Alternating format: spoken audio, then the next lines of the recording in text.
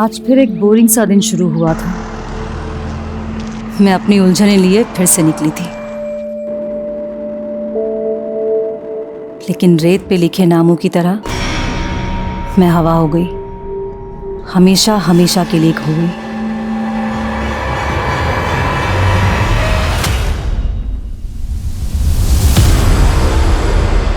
बस करो निशांत, कितने सिगरेट पियोगे?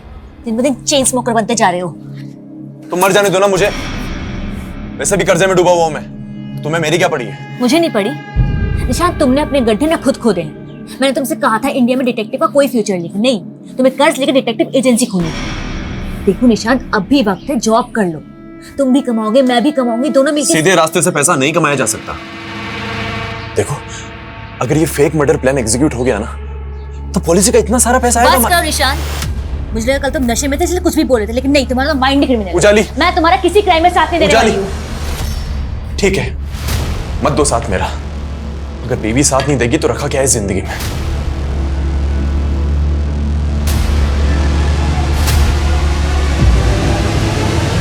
ये ड्रामा बंद करो निशांत, मुझ पे कोई असर नहीं होने वाला।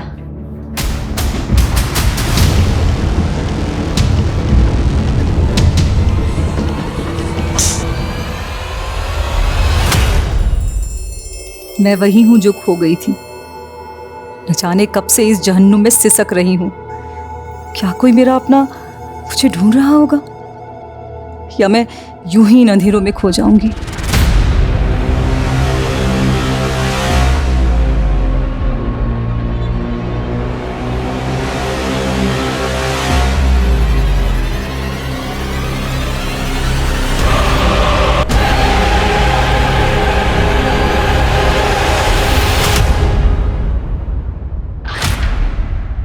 नमस्कार, मैं रेणुका शाहने क्राइम पेट्रोल सतर्क में आप सबका स्वागत करती हूँ।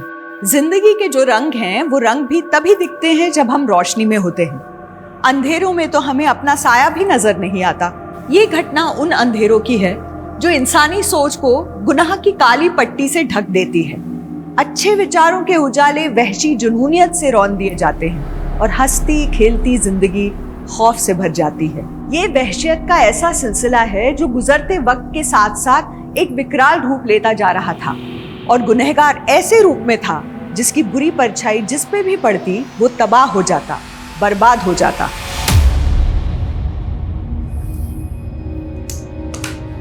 दो साल भी नहीं हुई तुम दोनों की शादी को और तलाक चाहिए। आई सजेस्ट आप लोगों को फिर से सोचना चाहिए। सर, मैंने उजाले को कई बार बोला है कि मैं रिहैब सेंटर जाने को भी तैयार हूँ। सिगरेट शराब सब कुछ छोड़ दूंगा, लेकिन ये मुझे मौका नहीं देना चाहती। लगता है ये मुझे तलाक देके किसी और से शादी करना चाहती है। सर, निशांत को झूठी कहानी बनाने की आदत है, और रही बात मौका देने की, तो मैं इसे खुराफाती दिमाग की असल मंशा ना बता के इसे मौका ही दे रही हूँ। खुराफाती? क्या खुराफाती और कैसी मंशा? से इट क्लियरली। सर एक्चुअली ये कहना चाहती है कि मैं क्रिमिनल की तरह सोचता हूँ। अब सर आप ही बताइए, मैं एक डिटेक्टिव हूँ, क्रिमिनल की तरह नहीं सोचूंगा तो होने वाले क्राइम को कैसे रोक पाऊंगा?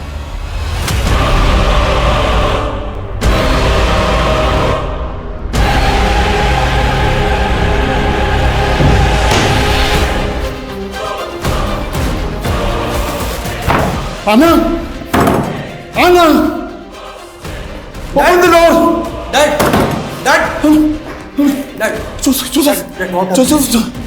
Your mom. कॉफी में अटक गई है। अब दरवाजा भी खोल नहीं पा रही है ना। Save her.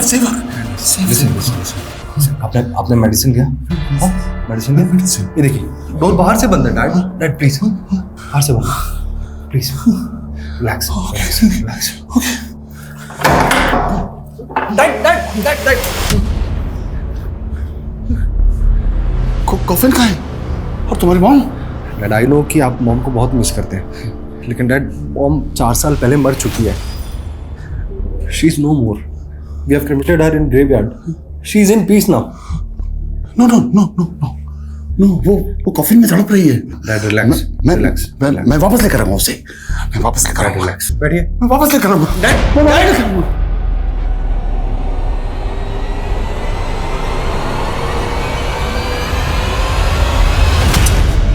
रूही, क्या तोड़ा तूने? कितनी बार कहा तुझसे कि बाहर जाकर खेला कर, तो समझती क्यों नहीं है? अब अच्छा ठीक है, अब रो मत। अब अगर तू कुछ तोड़ेगी तो तुझे डांट नहीं सकते क्या? चल नहीं डांटती, रो मत अब। हाँ मम्मा कहाँ है? वो कब आएगी?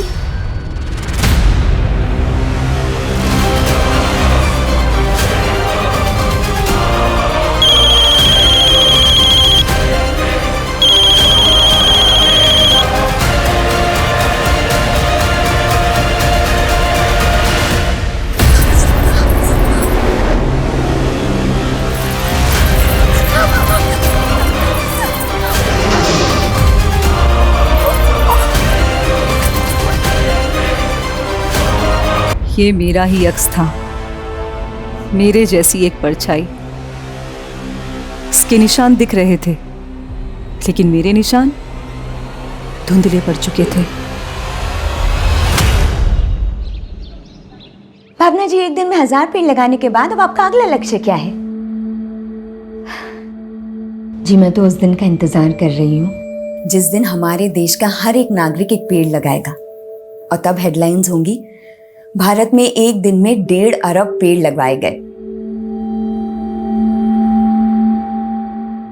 वाह भावना जी, क्या खूब बात कही है आपने। Thank you. बहू, शादी से पहले भी तुम्हें अपने आप से बड़बड़ाने की बीमारी थी क्या? नहीं नहीं नहीं माँ जी, मैं तो एक इंटरव्यू की तैयारी कर रही थी। इंटरव्यू? कोई नौकरी मिलने वाली है क्या? अरे माँ, ये नौकरी का इंटरव्यू नहीं, भावना की उपलब्धि का इंटरव्यू होगा। और देखना, मेरी बीवी इसी तरह हमारे घर का नाम रोशन करेगी। आकाश, एक इम्पोर्टेंट कॉल है। हाँ हाँ, प्लीज प्लीज। मैं अभी आती हूँ। हाय, हाउ आर यू?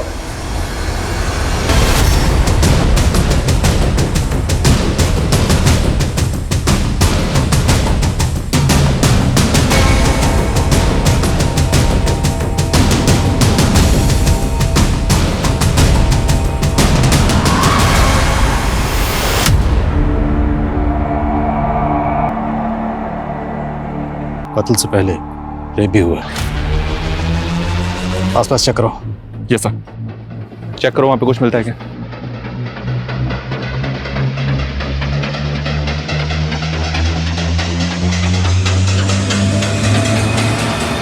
इसमें आईडी मिली है, विक्टिम का नाम उजाली सिंह है। फैमिली से कांटेक्ट करो। Okay sir. मैंने सोचा नहीं था कि मेरी वाइफ इस तरह से सब कुछ खत्म कर देगी। अब ना प्यार रहा ना वफा। क्या उसका अफेयर था? खैर, मैं तुम्हारे साथ एक नई शुरुआत करना चाहता हूँ। पर निशान, मैं तो चाहती थी कि पहले हम एक दूसरे को समझें। एग्जैक्टली, शादी की कोई जल्दी नहीं है मुझे। वैसे भी दिल मिल गए तो शादी की क्या जरूरत है। अब आई मीन टू से कि एक इंपॉर्टेंट कॉल है। Thank you. हाँ साली साहिबा। उजाली दीदी कहाँ है? और वो कोर्ट से घर भी नहीं आई और उनका फोन क्यों बंद है? तो क्या मैं उसकी जासूसी करूं? मुझे नहीं पता वो कहाँ है। मैं बाद में बात करता हूं।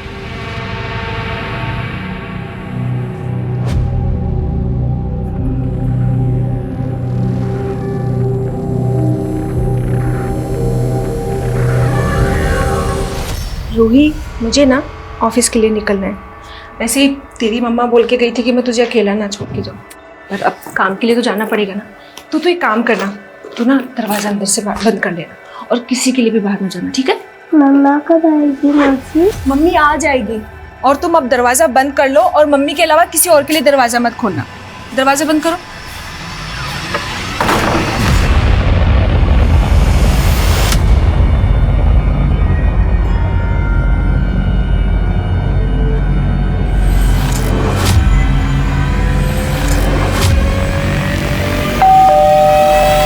दोस्तों, आज हम हमारी जिंदगी के स्पेशल रिश्तों के बारे में बात कर रहे हैं। जैसे मेरा स्पेशल रिश्ता मेरी बहन से है, वैसे ही आप मुझे कॉल करके बताइए कि आपकी जिंदगी का स्पेशल रिश्ता कौन सा है। और तब तक के लिए आपकी दोस्त आरजे नियति की तरफ से ये प्यार भरा गीत। So stay tuned and enjoy the song.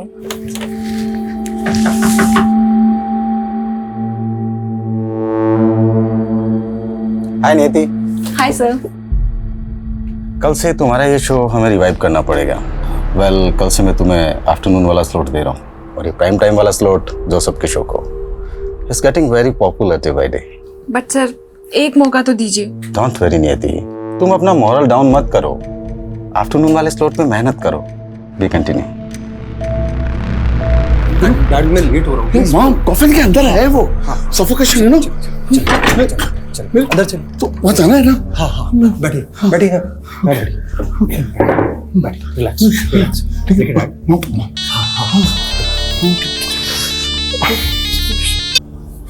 हाँ नियति, जोसेफ आखिर तुमने मेरा स्लॉट मुझसे छीन ही लिया ना? ऐसा कुछ भी नहीं है नियति। मैंने भरत सर को सिर्फ इतना सा कहा था कि मेरे डैड को मुझे दिन में संभालना होता क्योंकि मेरी सिस्टर इवनिंग में वापस आती है, इसीलिए मैं नाइट शिफ्ट कर पाऊंगा। और कोई मैं बाद में डैड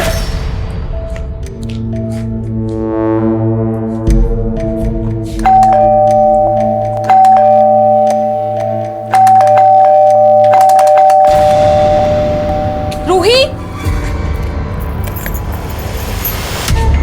रूही रूही रूही रूही रूही रूही कहाँ हो? रूही रूही रूही क्या हुआ रूही?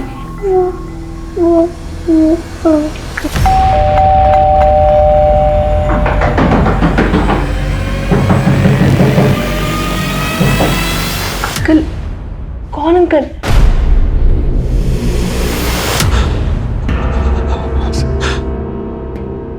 सर उजाली है। आपकी बीवी कल से गायब थी, तो आपने ढूंढने की कोशिश नहीं की कि वो कहाँ है? सर उजाली मेरे साथ नहीं रहती थी, वो अपनी बहन नियति के साथ रह रही थी। एक्चुअली सर हम लोग तलाक लेने वाले थे। ये मजिस्ट्रेट भी केस को लंबा खींच रहा है। 15 दिन बाद फिर बुलाया है। अब 15 दिन के लिए मैं पति पत्नी बन के रहना पड़ेगा।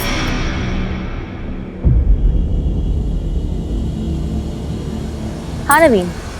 सर नवीन सक्सेना एक बिल्डर है। कल उजाली उसी के पास गई थी और आज उसकी। तो आपको लगता है आपकी बीवी उजाली के साथ ये सब उस बिल्डर ने किया होगा? सर नवीन सक्सेना अच्छा आदमी नहीं है, लेकिन उजाली उसे अपना अच्छा दोस्त समझती थी। फिर उजाली की बहन नियति का मेरे पास फोन आया कि वो कल घर नहीं पहुंची। मैंने नवीन सक्सेना को कॉल किया कई बार, लेकिन उसने मेरा फोन नहीं उठाया। उसका कोई रिप्लाई नहीं आया सर।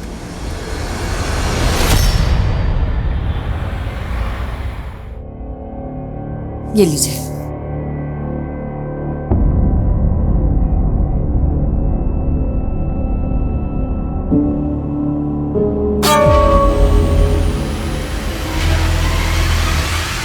हाँ ठीक है, चलो अब मैं ना फ्रेश होके तुम्हें कॉल करती हूँ। ओके हाँ बाय।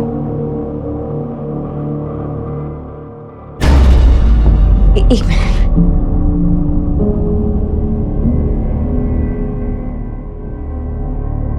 Thank you.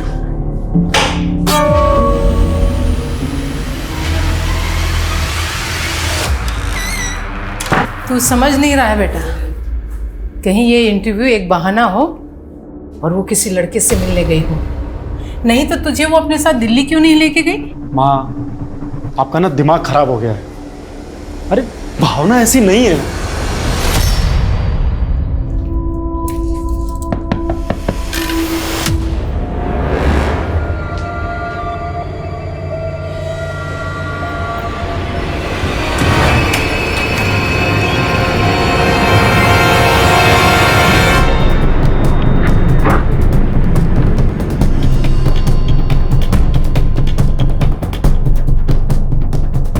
मैंने उजाली के हस्बैंड का फोन नहीं उठाया तो कुछ भी बोलेगा। माना कि मैंने उजाली को फोन किया था, लेकिन हम मिले नहीं थे। फोन पे उजाली से बात क्या हुई थी? वो अपने क्लाइंट को मेरे टाउनशिप का घर दिखाने वाली थी। कौन सा क्लाइंट? ये तो मुझे पता नहीं है, शायद कोई नया क्लाइंट होगा। वो घर कहाँ है जहाँ उजाली जाने वाली थी? मोदी नगर। सर सुबह मैंने उजाली दीदी को कोर्ट जाते हुए देखा था। उनका फोन नहीं लग रहा था, इसलिए मुझे लगा कि वो बिजी होंगी, पर मैं सोच भी नहीं सकती थी कि उनके साथ ऐसा सब हो जाएगा। उजाली का पहले रेप हुआ, फिर कत्ल हुआ। कौन कर सकता उनके साथ ऐसा? सर कुछ समझ नहीं आ रहा है। मासी, रूही,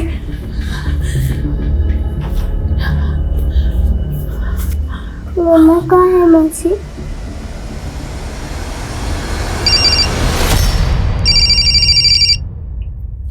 अमनीश,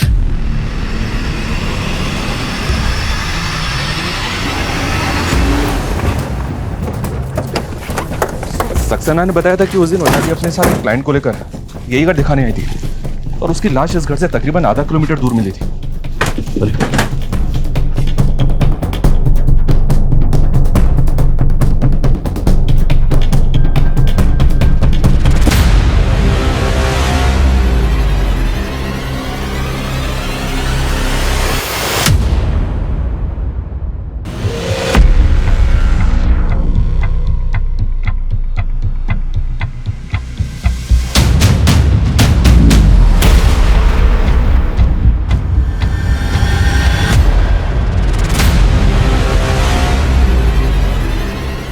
मनीष,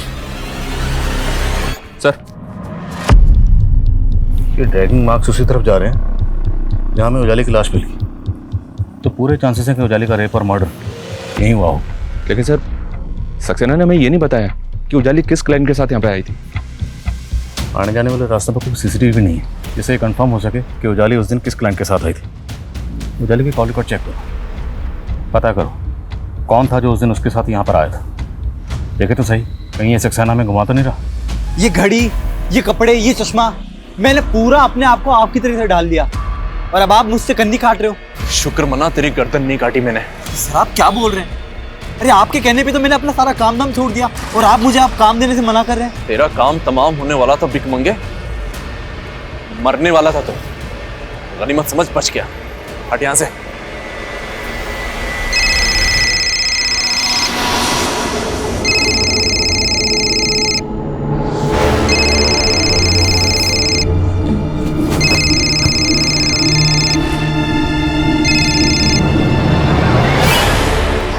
हेलो। हेलो, हाँ भावना, कहाँ हो तुम? सुबह से शाम हो गई और अब जाकर तुम मेरा फोन उठा रही हो। शाम कुछ भी। हाँ हाँ शाम। अब तक तुम्हारा इंटरव्यू चल रहा है क्या? ओह गॉड, अरे हाँ, मुझे तो इंटरव्यू देने जाना है ना आज। और ये क्या शाम शाम बोल के मजाक कर रहे हो? मैं मजाक नहीं कर रहा हूँ भावना, शाम के 5 बज रहे हैं।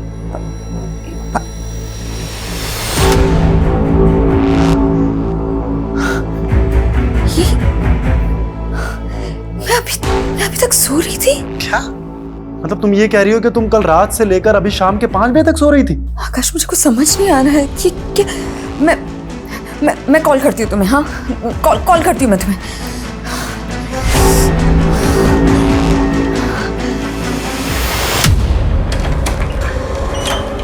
मैम पानी। हाँ, रख दीजिए।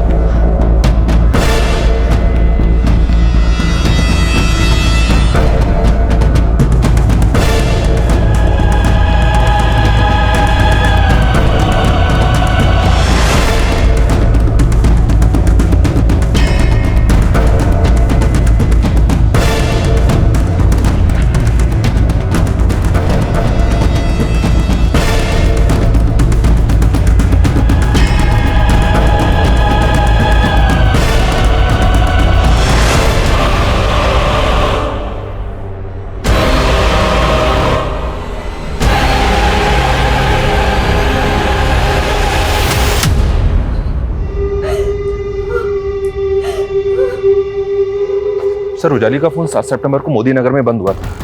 ये पीएम रिपोर्ट के मुताबिक उसी दिन उसका रेप और मर्डर भी हुआ।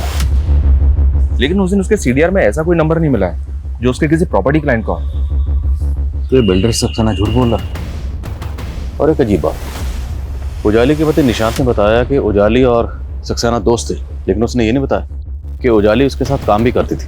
Right sir. और जिस तरह से सक्सेना और उजाली के बीच फ्रीक्वेंटली बातें होती हैं, हो सकता है ऐसे दोनों का अफेयर हो, क्योंकि इस बारे में जैसे ही मैंने सक्सेना से बात की वो बिफर गया। बेकार की बातें करना बंद कीजिए आप। मैं ऐसा क्यों करूंगा उजाली के साथ में? वो क्लाइंट भी नहीं मिला हमें जिसके बारे में आपने बताया था। मैं कौन है वो? तो ढूंढिए ना। वो मेरे लिए काफी घर बिकवा चुकी थी और बिकवा भी रही थी। आई एम श्योर कि वो जिस इंसान को घर दिखा रही थी ना, वो गलत इंसान है। उसी ने उजाली के साथ में उस घर के अंदर कांड किया है। उजाली के कॉन्टैक्ट लिस्ट में जितने भी नंबर हैं सबको इन्वेस्टिगेट करो और सक्सेना पे नजर रखो। जी सर। और एक बात, मैं ये उजाली और निशांत की सुनवाई कर रहे जज से मिला था। उनका कहना था कि निशांत और उजाली रूही की कस्टडी के लिए फाइट कर रहे थे, जबकि रूही उनकी सगी बेटी नहीं है सर। रूही को अडॉप्ट किया उन्होंने।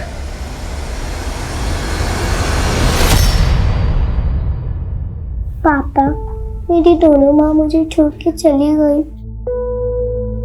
बी स्ट्रॉन्ग बेटा, मैं तुम्हें माँ की कमी कभी महसूस नहीं होने दूंगा। क्यों? फिर से शादी कर रहे हैं क्या आप?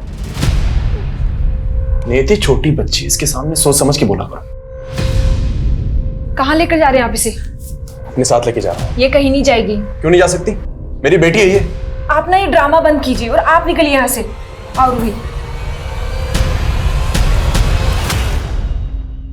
सर, ये मेरी पत्नी भावना है। ये 3 सितंबर को दिल्ली आई थी। 4 सितंबर को इसका इंटरव्यू था। कैसा इंटरव्यू?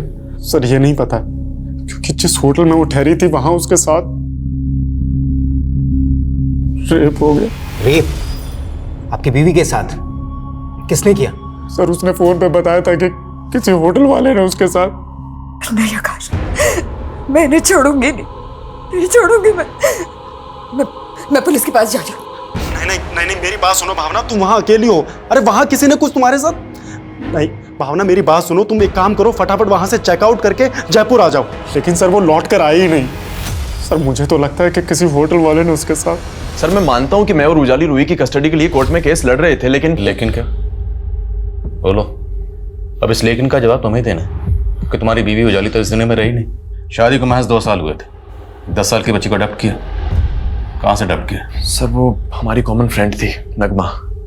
रूही उसी की बेटी है। बचपन से जानते हैं उसे। हाथी राजा कहाँ चले, सूंड हिलाकर कहाँ चले, मेरे घर भी आओ ना, हलवा पूरी खाओ ना। सर एक्चुअली नगमा ने अपने बॉयफ्रेंड से धोखा खाया था। उसने बिना शादी के रूही को जन्म दिया। फिर अचानक से वो 1 साल पहले गायब हो गई थी। हम दोस्तों ने जाकर कलानगर थाने में मिसिंग कंप्लेंट भी लिखवाई थी।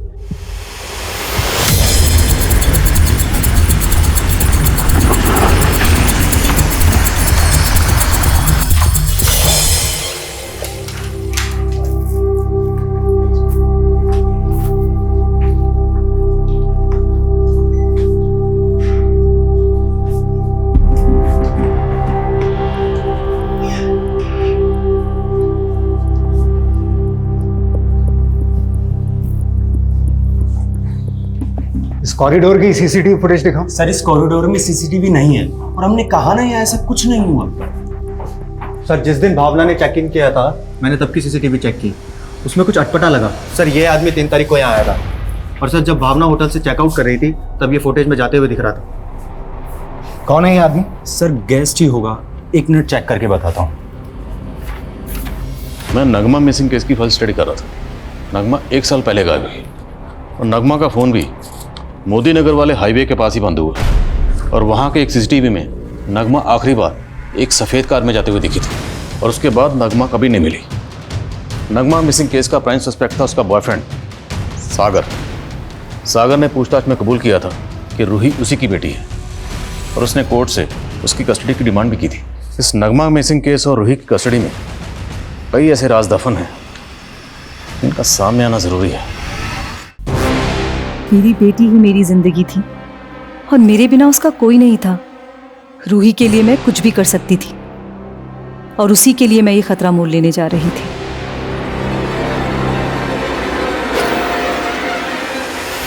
ए, कौन हो? पकड़ो उसे।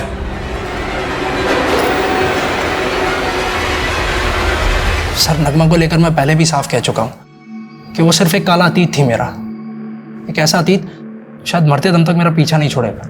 नहीं छोड़ेगा, कभी नहीं छोड़ेगा, क्योंकि हर गुनहगार को उसका गुनाह ऐसे के चोटता है। सर मैंने कोई गुनाह नहीं किया है, सिर्फ एक भूल हुई थी मुझसे, प्यार करने की भूल। तो वो प्यार नहीं हवस थी। अगर शादी नहीं करनी थी तो करीब क्यों आए मेरे? मना नहीं किया मैंने शादी के लिए, लेकिन बस आज और अभी की जिद मत करो। प्लीज अबॉर्शन करवा लो। तुम्हारी आत्मा मर सकती है, मेरी नहीं। मैं अपने बच्चे को कभी नहीं पालूंगी, कभी नहीं। नगमा के गायब होने के बाद मैं तो रूही को अपनाना चाहता था। ढोंग कर रहा था, या फिर क्योंकि रूही को उजाली ने अपना लिया था तुझे उजाली से भी नफरत हो गई, वही नफरत निकाली तूने? नहीं सर, ऐसा बिल्कुल नहीं है, मेरा यकीन कीजिए। सच कुछ और है। क्या है सच? दरअसल उजाली ने रूही को हासिल करने के लिए मुझे एक पुलिस वाले से धमकी दिलवाई थी। उजाली से उलझने की कोशिश मत कर सागर। कौन बोल रहा है? पुलिस वाला बोल रहा हूँ। और रूही की कस्टडी उजाली को ले लेने दे, नहीं तो नगमा मर्डर केस में मैं तुझे कातिल साबित कर दूंगा। सर सबके लिए नगमा तब मिसिंग थी, लेकिन उस पुलिस वाले ने मुझे कहा था कि नगमा का मर्डर हुआ है। मेरी बात पर कोई भरोसा ही नहीं कर रहा था।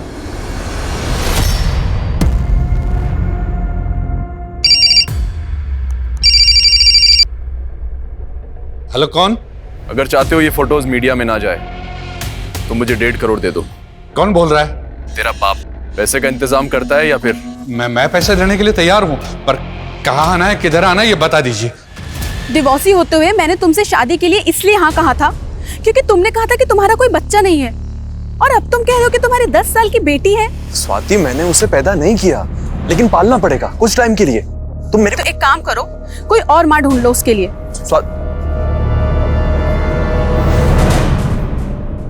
ले पानी पी।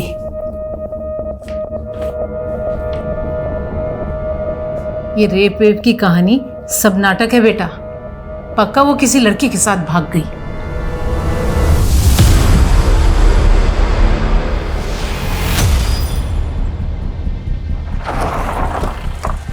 जय हिंद सर। सर ये उसी लेडी की लाश है जिसके पति का कहना था कि उसकी पत्नी का रेप होटल में हुआ है, और होटल भी पास में ही है सर।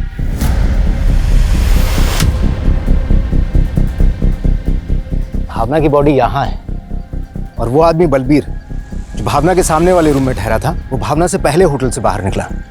वो कहाँ गायब है? एक काम करो, आसपास अच्छी तरीके से सर्च करो, देखो कुछ मिलता है क्या। Okay sir.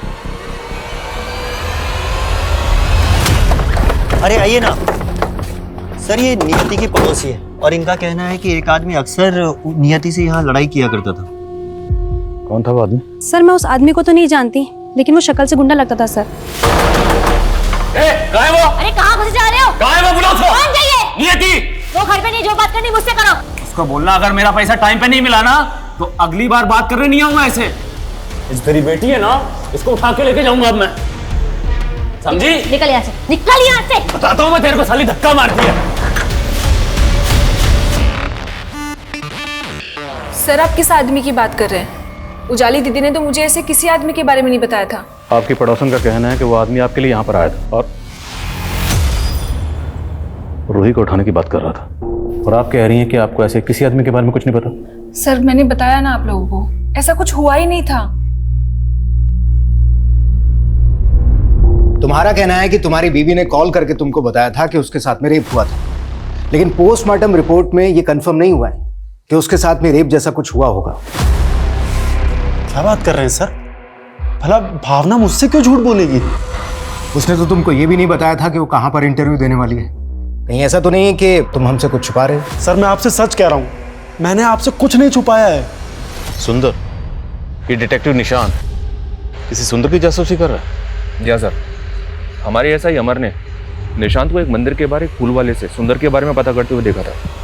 फिर मैंने सुंदर के बारे में पता किया सर, ये सुंदर उसी मंदिर के बाहर पहले भीख मांगा करता था। फिर अचानक से इसका हुलिया बदल गया। आसपास के लोग भी इस बात से हैरान है कि इसके पास अचानक से इतना पैसा कहां से आ गया, और अब ये सुंदर गायब है। पता करो इस सुंदर के गायब होने के पीछे की कहानी क्या है, और निशांत उसे क्यों ढूंढ रहा है। कितनी बार कॉल कर चुका हूं आपको, आप बस मुझे घुमाए जा रहे हो। अब तो मेरी वाइफ का डेथ सर्टिफिकेट भी मिल गया है ना, फिर अभी तक पैसा क्यों नहीं मिला पॉलिसी का? आपको तो याद नहीं आया होगा कि वो आदमी कौन था, इसलिए थोड़ी मेहनत हमने की। आपकी पड़ोसन से उस आदमी का स्केच बनवाया, तो स्केच बनने के बाद समझ में आया कि यह आदमी जावेद है, और इस जावेद का फ़ोन नंबर आपके कॉल रिकॉर्ड्स में लगातार नजर आता है। अभी कुछ याद आया आपको? हाँ सर याद आया। सर ये आदमी मुझे नगमा के गायब होने के बाद मिला था, और इसे नगमा से काफ़ी पैसे चाहिए थे। सर ये उसके बाद से मुझे परेशान करने लगा था। याद आ गया ना? तो ये भी याद आ गया होगा कि एक ड्रग पेडलर है और रूही को उठाने की धमकी दे रहा था। क्या छुपा रही हो? सर मैंने बताया ना, मैं आपसे कुछ नहीं छुपा रही हूँ।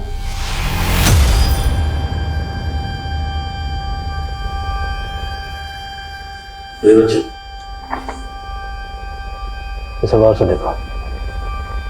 क्या ये वही है जिसे आपने अपनी मम्मी नगमा के साथ देखा था?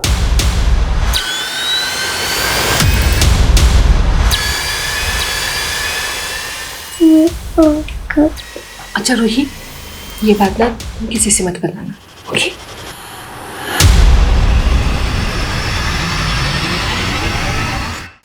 सर नियति कह रही थी कि नगमा को जावेद के पैसे देने थे, लेकिन नगमा मिसिंग केस में जावेद का नाम तो कहीं भी नहीं आया।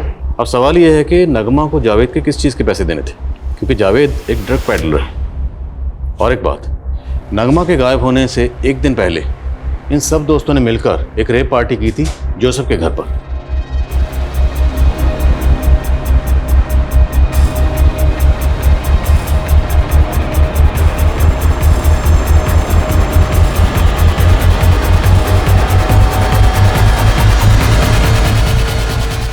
तो हो सकता है जावेद इन सबको ड्रग सप्लाई करता हो। इनके ग्रुप के बाकी लोगों से पूछताछ करते हैं। देखिए सर, आपको कुछ गलतफहमी हुई है, मैं ड्रग्स नहीं लेता।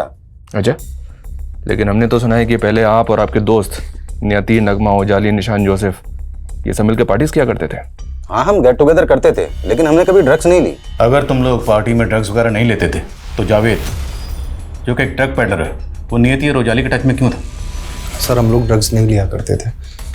वो दरअसल नगमा काफ़ी दिनों से स्ट्रेस में थी तो उसने लेना शुरू कर दिया था, लेकिन सर हम लोगों ने उसे समझाया और उसने लेना छोड़ दिया था सर। अगर आप लोगों ने कहाँ जा रहे हैं? लेट मी गो। सॉरी सर, वो मेरे डैड नॉर्मल नहीं है। ही always behaves like a kid. Shut up, I am not a kid, I am your father. I am sorry. और सर सागर ने बताया था कि उजाली के कहने पर किसी पुलिस वाले ने उसे धमकी दी थी, लेकिन उजाली के कांटेक्ट में से ना तो किसी पुलिस वाले का नंबर मिला और ना ही किसी क्लाइंट का। तो फिर सागर ने कम सर निशांत के सीडीआर में एक फेक आईडी का नंबर मिला है। बोलो, सोच क्या रहे हो? इस फेक आईडी के नंबर से तुझे कौन कॉल करता था? सर ये सुंदर का नंबर है। तो भिखारी सुंदर जिसे तू डिटेक्टिव सुंदर बनाना चाहता था। सर वो सिरफिरा आदमी है, जबरदस्ती मेरे चेप हो रहा था कि मेरा असिस्टेंट बनना है उसे। सब चेक किया हमने। जिस तरह के कपड़े तू पहनता है बिल्कुल वैसे वैसे कपड़े वो पहनता था। सर मैंने इसे ये हुलिया नहीं दिया था, ये सब उजाले की करतूत थी।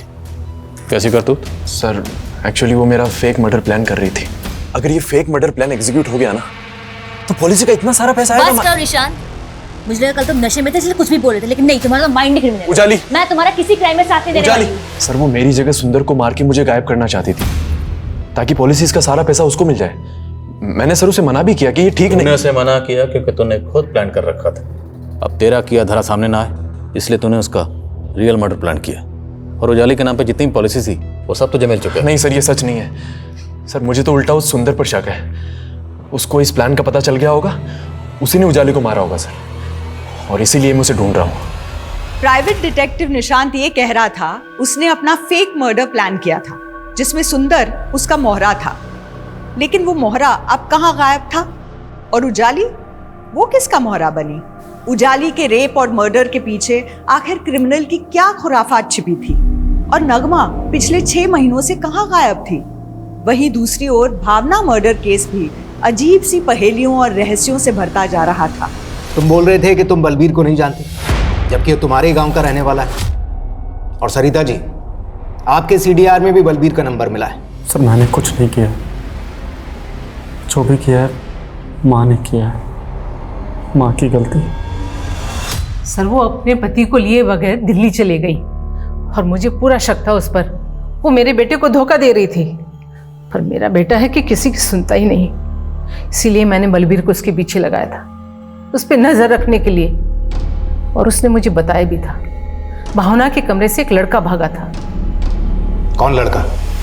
मालूम नहीं, लेकिन जब भावना ने आकाश को बताया कि उसके साथ रेप हुआ है और वो थाने जाएगी, तो ये बात मैंने बलबीर को बता दी थी।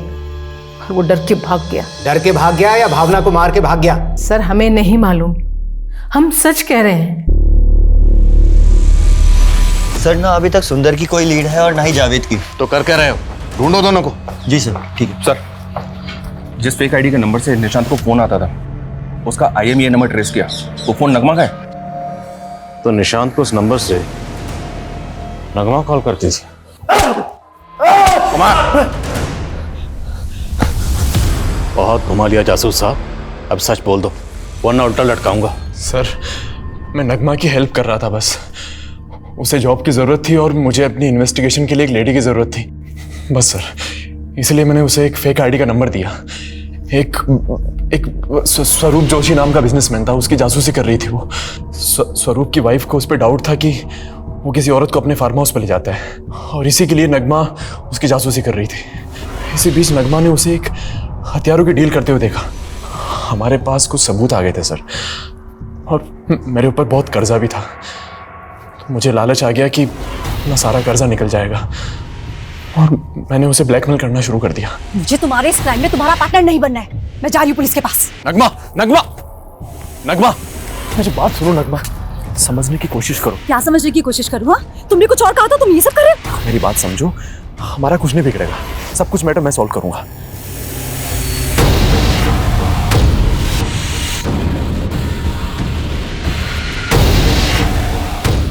सर मैंने किसी तरह से नगमा को समझा लिया था। समझा लिया या नगमा को गायब कर दिया?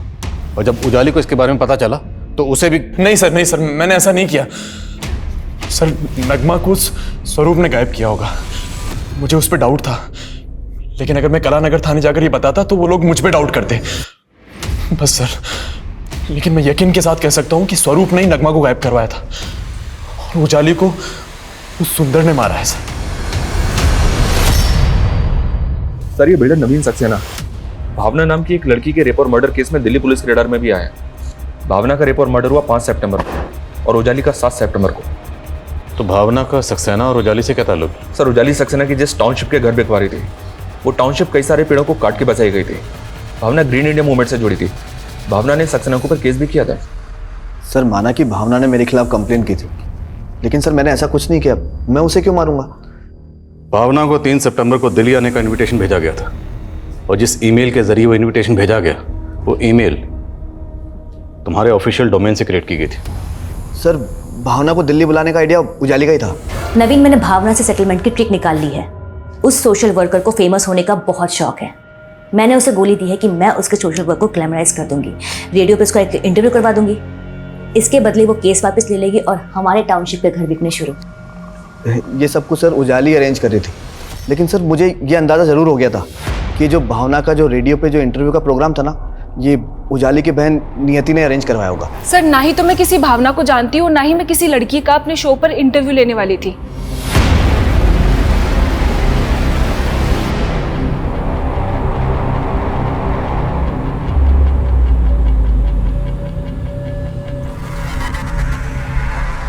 सर पिछले 3 साल में 7 और ऐसी लड़कियों के रेप और मर्डर केसेस मिले हैं जो नियति, नगमा और भरत के फ्रेंड्स और रिलेटिव से जुड़े हैं। एक पुलिस वाले की भी हिस्ट्री मिली है सर, जो फरीदाबाद में एक फीमेल यूथ लीडर की सिक्योरिटी में तैनात है।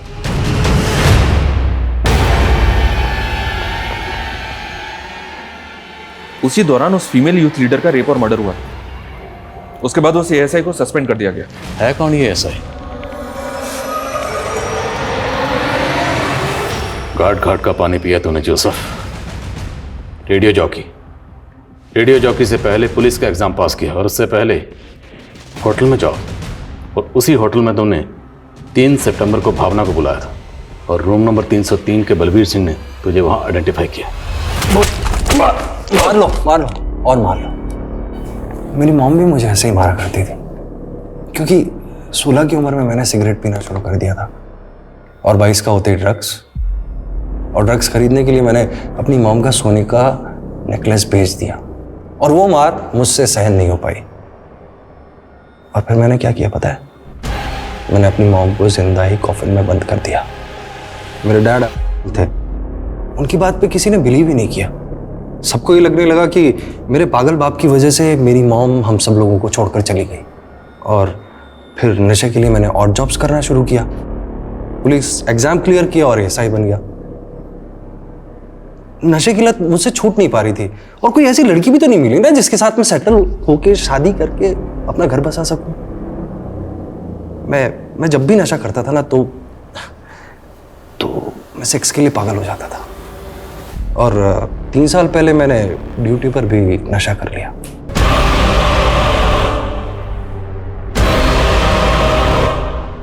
उस यूथ लीडर का रेप करने के बाद में, और अपने सीनियर्स से कहा कि अपोजिशन पार्टी वालों ने उसे रेप करके उसका मर्डर कर दिया।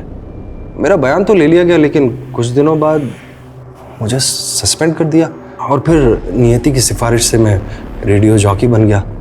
जब भी कोई लड़की मेरी नज़र में आती ना तो मैं उसके साथ सेक्स करता और उसे फिर मारकर फेंक देता। तो ज़्यादातर अपने दोस्तों की जान पहचान की लड़कियों को अपना टारगेट बनाता था, ऐसा क्यों? ऐसी लड़कियों को टारगेट करके ले जाना बड़ा आसान होता है ना, लेकिन नगमा से मैं बहुत प्यार करता था, उसके साथ शादी करना चाहता था, लेकिन उसने मेरा प्रपोजल रिफ्यूज कर दिया। फिर मैंने उसे नौकरी दिलाने के बहाने बुलाया और 4 दिन नगमा के साथ खूब मजे किए, और फिर उसे मारकर गाड़ दिया। उजाली को भी मैं बहुत पसंद करता था, और रूही की कस्टडी दिलवाने के लिए मैंने सागर को धमकी भी दी थी। उजाली बहुत इम्प्रेस हो गई थी मुझसे, लेकिन जब तक मैं उस पर हाथ मारता उसी बीच उसने मुझसे कहा कि भावना को एक फेक कमिटमेंट दे दो कि तुम रेडियो में उसका एक इंटरव्यू करवाओगे। भावना को देखते ही मैं उसकी खूबसूरती का कायल हो गया था। मैंने उससे कहा कि मैं सचमुच तुम्हारा इंटरव्यू करवाऊंगा, और मैंने उसे दिल्ली के उसी होटल में बुलाया जहाँ पर मैं पहले जॉब करता था। मैंने अपने पुराने बेटे फ्रेंड की मदद से उसके कमरे में नशीला पानी भिजवाया, और फिर उसके बाद रात को मौका मिलते ही घुस गया अंदर। मुझे लगा कि उसने मुझे देख लिया है, तो इसीलिए मैं वापस बाहर आ गया, और मुझे मेरे फ्रेंड ने बताया कि उसे मुझ पर शक हो गया। तो जब वो वहाँ से निकलने वाली थी, मैंने उसे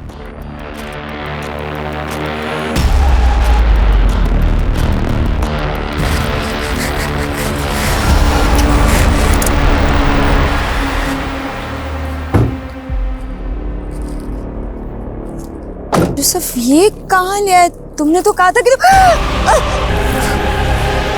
भावना के गायब होने के बाद उजाली सवाल करने लगी थी। मैंने उससे कहा मिलकर बात करते हैं। मैंने उसे मोदी नगर वाले पुराने घर पर बुलाया, लेकिन वो तो मुझ पर शक करने लग गई। फिर क्या था, मैंने उजाली के साथ भी अपने मंसूबे पूरे कर लिए।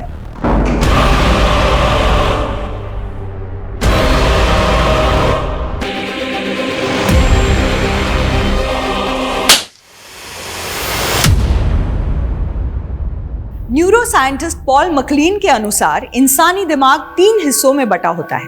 पहला नियोकॉर्टेक्स ब्रेन जो तर्क वितर्क करता है, दूसरा लिम्बिक ब्रेन जो इंसानी भावनाओं को कंट्रोल करता है, और तीसरा रेप्टिलियन ब्रेन जो फिजिकल प्लेजर की तरफ भागता है। ऐसा माना जाता है ड्रग्स का अधिक सेवन रेप्टिलियन ब्रेन को सक्रिय कर देता है।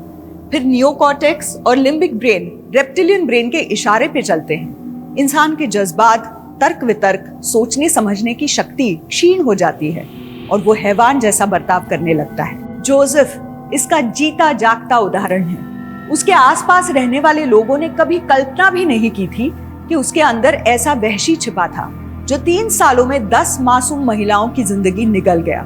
इसलिए बेहद जरूरी है कि हम अपने यूथ को ड्रग्स के अंधकार से बचाएं। डार्कनेस, डिस्ट्रक्शन, डेवस्टेशन, ड्रग्स यही अंजाम देते हैं। इसी चेतावनी के साथ अब मैं रेणुका शाहने आपसे विदा लेती हूँ। हम फिर मिलेंगे ऐसी एक कहानी के साथ जो रखेगी आपको सतर्क और जिंदगी को सुरक्षित। तब तक अपना और अपने परिवार का ख्याल रखिए और देखते रहिए क्राइम पेट्रोल सतर्क। जय हिंद।